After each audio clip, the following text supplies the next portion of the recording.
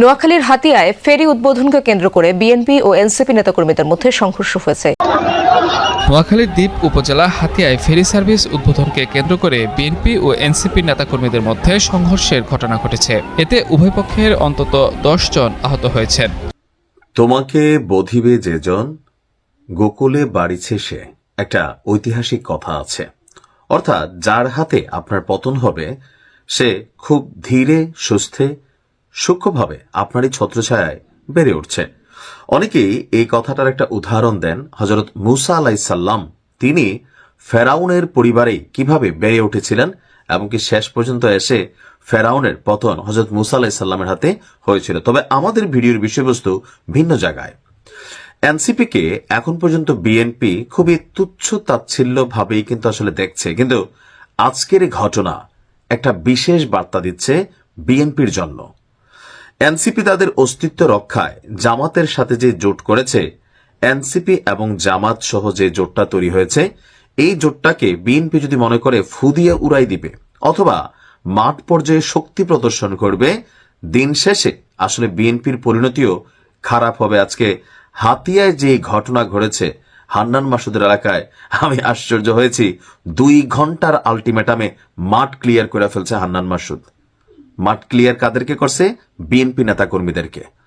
আপনারা জানেন যে আজকে বিএনপি এবং এনসিপির মধ্যে তুমুল সংঘর্ষ হয়েছে। ঘন্টা পর্যন্ত, মানে 2-3 ঘন্টা লাগে সংঘর্ষ ছিল। 10 জন আহত হয়েছে। দিন শেষে মাঠ দখলে গিয়েছে এনসিপির পক্ষে। এখন এনসিপি তো এনসিপি না, এনসিপির পক্ষে জামাত আছে, আরো 9 দলের জোট আছে। এখন মানুষের মধ্যে একটা বড় অংশ কিন্তু এই মুহূর্তে সাপোর্টিং করে বসছে। আর বাংলাদেশের পরিবর্তিত রাজনীতিতে জামাতকে হালকা নেওয়ার সুযোগ নেই। সাদিক কায়েমের মতন ছেলে ভিপি, সে কিন্তু জনাব তারেক রহমানকে আপনি শেখ হাসিনার মতন লাথি দিয়ে বাংলাদেশ থেকে বের করে দিবে, এরকম হুঁশিয়ারি দিচ্ছে। আপনার বুঝতে হবে মাঠ পর্যায়ে জামাতের শক্তিটা এই মুহূর্তে কোন লেভেলে আছে। বিএনপি অনেক সময় চোখে সর্ষে ফুল দেখছেন আমার ধারণা, তবে সাবধান হওয়া উচিত। নোয়াখালীর দ্বীপ উপজেলা হাতিয়ার সন্তান হচ্ছে হান্নান মাসুদ। হাতিয়ায় ইতিহাসে প্রথমবারের মতন একটা ফেরির বিষয়ে এখানে দেখেছে নোয়াখালীর হাতিয়ার উপজেলাবাসী যারা আছেন। আর এই ফেরি আনার পেছনে হান্নান মাসুদের অবদান এখানে 100%। এই কাজটা সেই করছে নির্বাচনকে সামনে রেখে, যেন মানে কি বলা হয়, একটা প্রভাব তৈরি হয়, বা হাতিয়াবাসী এই দিনের জন্য অপেক্ষা করতেছিল বছরের পর বছর। আওয়ামী লীগ আসছে, বিএনপি গেছে, কিন্তু হাতিয়াবাসী ফেরি দেখে নেই। স্বাভাবিকভাবে এই ফেরি যখন আজকে আসছে, এটার ক্রেডিট এনসিপি এবং তাদের যারা নেতা কর্মীরা আছেন তারাই নিতে চেয়েছেন, আর সেখান থেকেই বিপত্তি। হাতিয়ায় ফেরি উদ্বোধনী অনুষ্ঠানকে কেন্দ্র করে বিএনপি এবং এনসিপি সমর্থকদের মধ্যে দফায় দফায় ধাওয়া পাল্টা ধাওয়া সংঘর্ষের ঘটনা ঘটেছে। এতে উভয় পক্ষের অন্তত 10 জন আহত হয়েছে। সংঘর্ষের সময় দিকবিদিক ছুটতে থাকে উদ্বোধনী অনুষ্ঠানে আসা হাজার হাজার মানুষ। আজকে বিকেলে ফেরি মহানন্দা উদ্বোধনকে কেন্দ্র করে এই সংঘর্ষের ঘটনাটি ঘটে।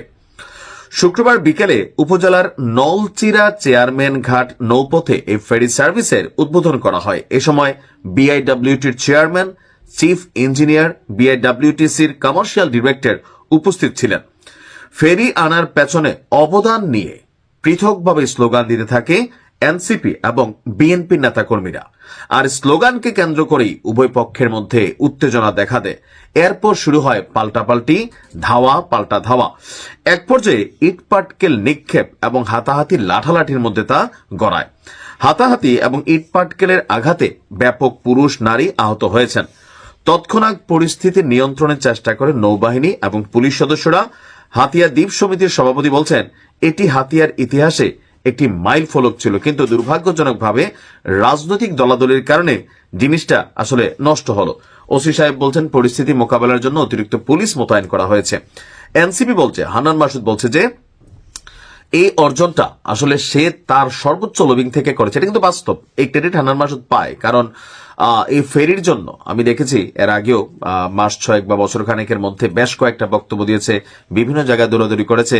কারণ এই ফেরি যারা নিয়ে আসবে হাতিয়াবাসী তাদেরকে ভোট দেবে। আর হান্নান মাসুদ বলছে কয়েক গুণ ভোট বেশি পেয়ে এখানে আপনার তিনি পাশ করবেন। এবং 2008 সালে 615টা না এরকম মানে ভোট পাইছিল বিএনপির প্রার্থী, ওই রকম ভোট পাবে বিএনপি, বাকিটা পাবে হান্নান মাসুদ। তো হান্নান মাসুদ তার একা না, জামাতের বড় একটা সাপোর্ট তার জন্য কিন্তু এখানে কানেক্টেড। তবে হান্নান মাসুদ, তোমাকে সাবধান করি, তুমি কুমিল্লা বিভাগ নিয়ে নাড়াচাড়া করবা না। সে নোয়াখালী বিভাগের দাবি করছে আজকে প্রকাশ্যে যে নোয়াখালী বিভাগ চাই, তো আমরা কুমিল্লার তারা কি দোষ করছি? এসব রাজনৈতিক বক্তব্য। তারপর জামাতার আমির সাহেব, তিনিও কুমিল্লাকে বিভাগ দিবেন না, তিনি নোয়াখালীকে বিভাগ করার প্রতিশ্রুতি দিচ্ছেন।